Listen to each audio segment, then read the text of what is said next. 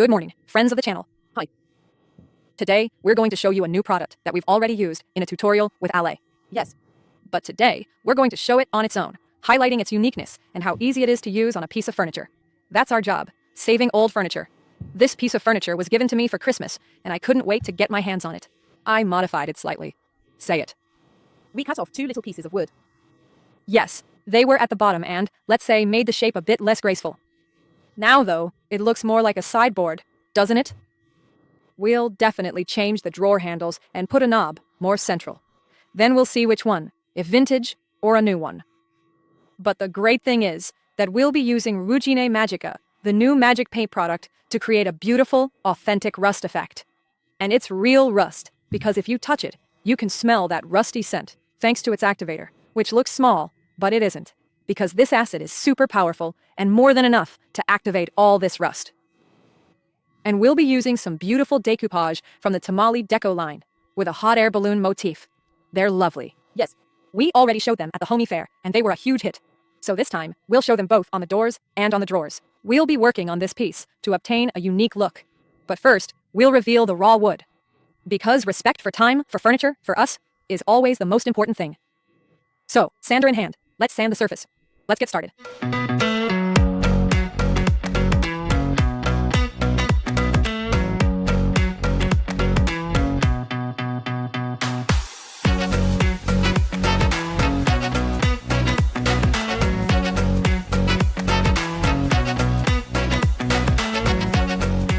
To sand this beautiful top, which is made of solid wood, how do I know? From the back, from the rear side.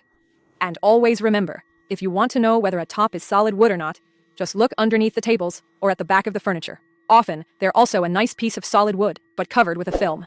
Not this one, though. This is a fine piece of wood. We'll also be using a new abrasive sponge, Wavy. This is something new from us. They're very clever abrasive sponges, available in 3 different grits. The 100 grit is the medium one. They're clever because they're not square, they're hollowed out, and loads of pieces of furniture have this recess. And it's difficult to sand with a normal sponge. This one makes your work so much easier. So, I calmly start sanding the top part with my sander, which I've connected to the dust extractor, so I don't make even a gram of dust.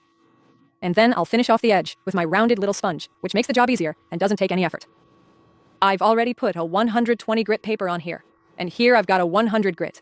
So remember, never use paper that's too coarse when you're starting with such a delicate wood. Shall we start? Yes. Turn the power on and start vacuuming.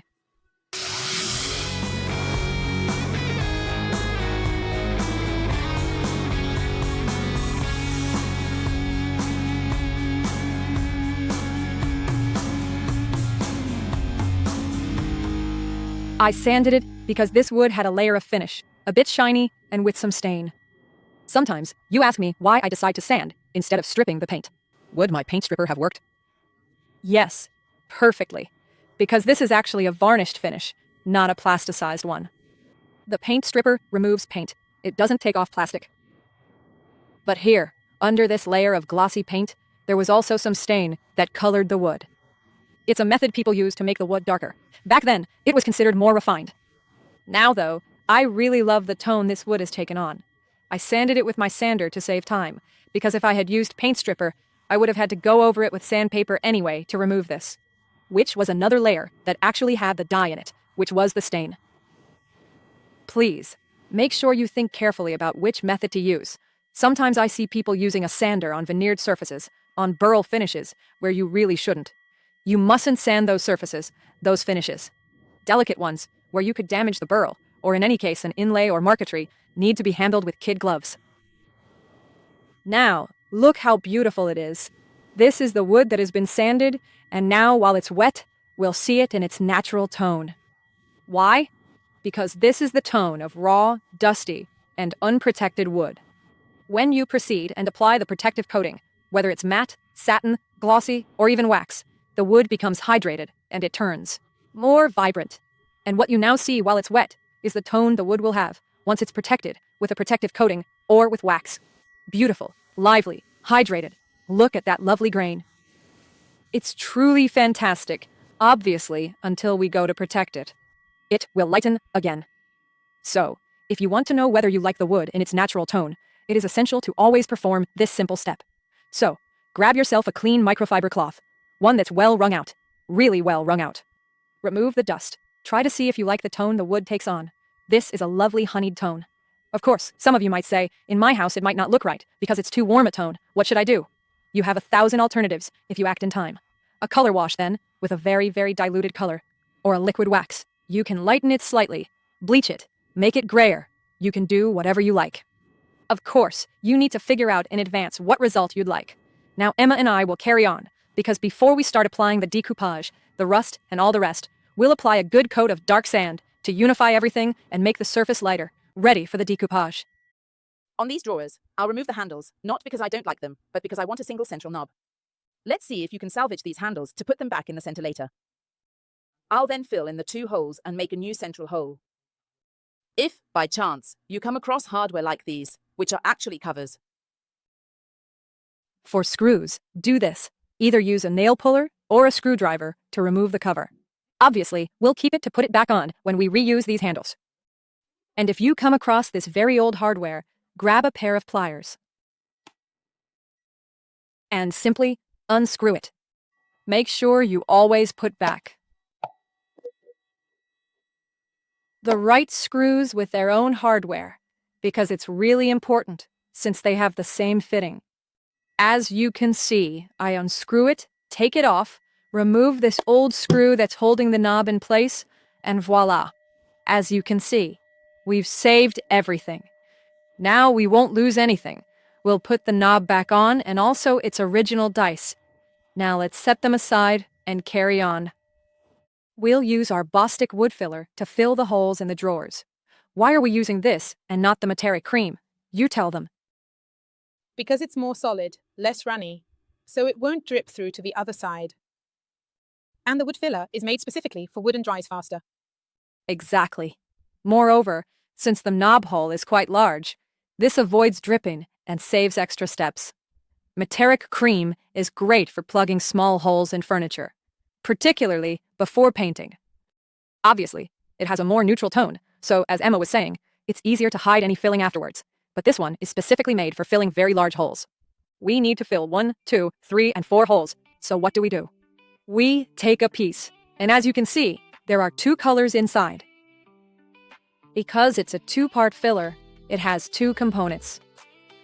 When does it work? When there are no longer 2 colors, but just 1 uniform color, and especially when it starts to warm up. So you need to be a bit quick when it starts to heat up, because it starts to harden. I've kneaded it really, really, really, really, really well. Tell me, Emma, do you think it's ready? Yes. Go and show how it's done. I've taken a small piece, and I make it roughly the size of the hole, so that I can insert it into place, and by firmly pressing down, I completely fill the entire hole. If there are nail holes, you can do those as well. Afterwards, with a small spatula, I level it out and remove the excess, and if needed, make corrections. If I still need to fix something. All right. I repeat the same process on the other holes. The drawers have been filled, and our 2-part filler is dry. As you can see, I run my finger over it, and nothing happens. Be careful, because sometimes it might sink in slightly. So before you paint or add other effects, you can apply a thin layer of Materic Cream to fill it. Materic Cream never sinks in, so it stays smooth and perfect. Obviously, you fill it and then sand it to smooth it out. This is how I do it. A little drop of Materic Cream on a small spatula. And I smooth it out as best as possible. This way, we can be sure there won't be any dips or indentations inside at all. The 2-component filler might be enough, of course. But here, I'm going to add the decoupage, and I don't want the eye to be drawn to the little hole from the old knob.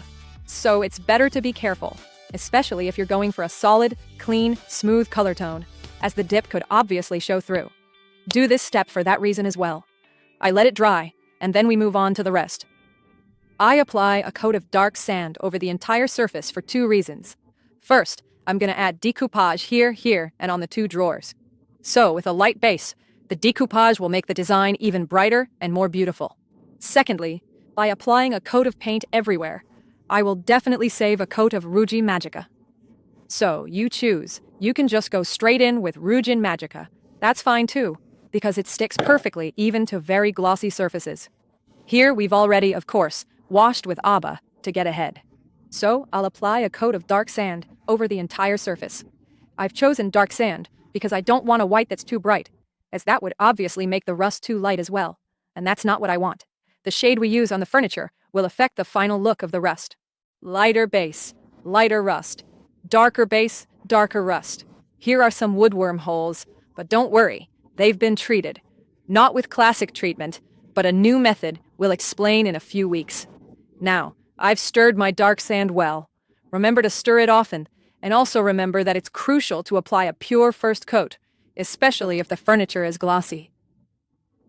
Pointed brush, number 2, and off we go with a nice, even coat everywhere.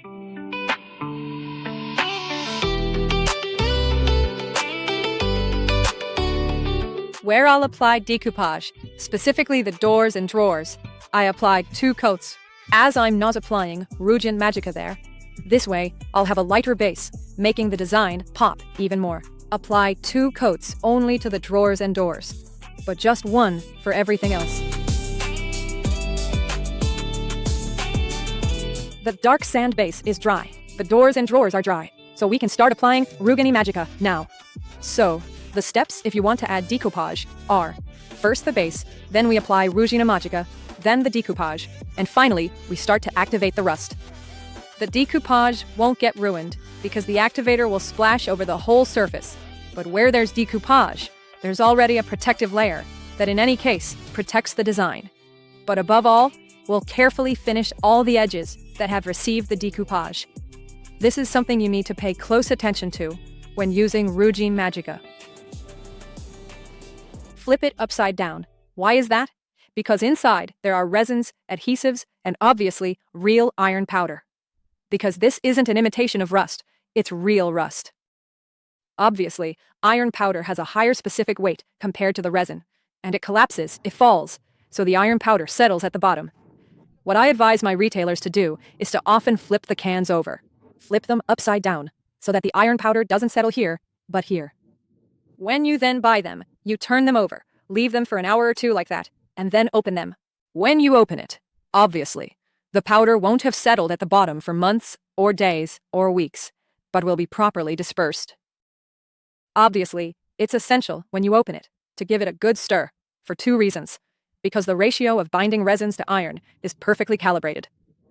If some of the iron powder happens to settle right at the bottom, the mixture's ratio will quite obviously be altered, and so it might not activate properly. So this is one of the most important rules to follow when you are using and buying Ruggine Magica. Obviously, I've got a bit of sediment here, and we'll think about that later. But the most important thing you need to do when you open this can is to stir. Mix everything together, but don't do it with a wooden stick. Do it with the can opener, because iron helps to scrape the bottom, and you won't have any residue left. Right now, I'm using an almost new can, because I've just made and prepared this one, and as you can see, I've already got a small lump, which is the iron powder that's settled at the bottom. But what do? I stir it really, really well. You have my word that it dissolves completely. The iron powder dissolves perfectly across the whole surface and will create a perfect cream. If you do this restyling in several stages, remember, every 5 minutes, just sit there, keep the can opener in the jar, and give it a stir. Please, follow these guidelines carefully because they're essential.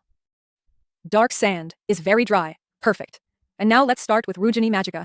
As you can see, I keep stirring. It keeps working well around the edges, and I'm still absolutely convinced I've mixed it properly.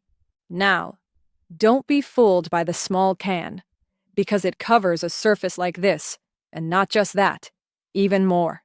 In my opinion, you should be able to do a chest of drawers or 2 bedside tables with this size. I take an oval 50 brush, dip it in, and let the excess drip off.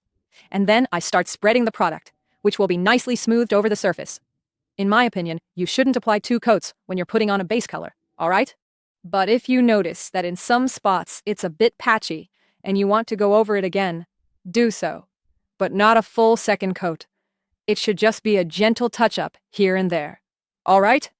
Press down well, and don't forget, you should use a brush like the Oval 50, so a brush with bristles that are a bit sturdier. Don't use the Elizabeth because it's a very fine, delicate brush, which obviously won't create a rough surface. Always remember that the rust takes on the shape of how you apply it. So if you give it a nice smooth coat, really velvety, following the grain of the wood underneath, you'll bring it out even more. Just look here. You can actually see the wood grain showing through, and it's really beautiful. But if you want to give the rust different shapes, you can do that as well, all right? Obviously, then the rust will come out depending on how you've applied the color. So, if you spread the rust like this, and then some shapes appear, which are not smooth, not perfect, it's not the fault of the rust or the acid. It's simply that the acid and rust highlight the way you've applied it. Now, I'm going to apply my layer of rust over the whole piece of furniture, and then we'll move on to the decoupage.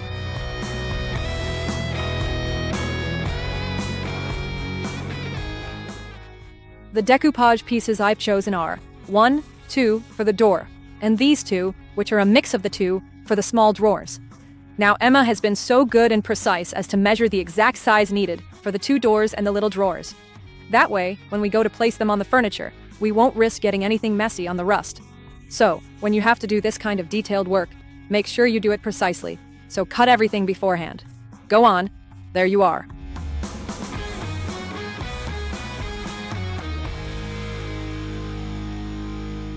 Emma was meticulous and cut all the perfect decoupage pieces to size for me. They're not applied yet, but I had to show you. So, let's take them off. To prevent the protective coating we use to stick the decoupage from getting onto the rust, otherwise it won't rust, we're going to mask off the drawers. I prefer to mask off the drawers simply because here I'll probably be able to be more precise, fitting the decoupage into the base, so I won't have this problem. Whereas here, since there's no step, it's better to mask them. Emma, will you take care of it? Yes, thank you. Satin protective coating, slightly diluted, that's my choice. To stick the decoupage, we always recommend satin or gloss protective coating. With a matte one, we found that sometimes it can dull the design a bit, so it makes it less bright. It's up to you. It's already diluted. It's already been mixed well. First, I apply a coat to all 4 surfaces so that this way, later on, it will absorb less when I go to apply the protective coating to make the decoupage stick properly. The first coat is fairly dry, but I'm not bothered if it's not dry all the way through. What matters is that it's sealed the base. Now I'm going to apply a second coat of protective and stick on the first decoupage. Pay close attention to this step, because getting the decoupage to stick perfectly is very easy, but it's best to follow a few guidelines. The protective coating has been applied. Now let's try to stick the decoupage down as well as possible, centered and precise. They're very, very sturdy, so if you need to lift them because you weren't quite precise, you can do so without any trouble, and they won't tear. Now I apply the protective layer on top. Lift it slightly. I'm going to put a bit more protective coating underneath since it's been absorbed. And now I press down, making it stick perfectly. This way, there won't be any more wrinkles. Over here, as you can see, there are still some wrinkles, so we'll do the same thing. We lift it slightly. I add a little more protective underneath. And now, I make sure it sticks perfectly, 100% attached. The first decoupage has been attached. Now let's continue with the others.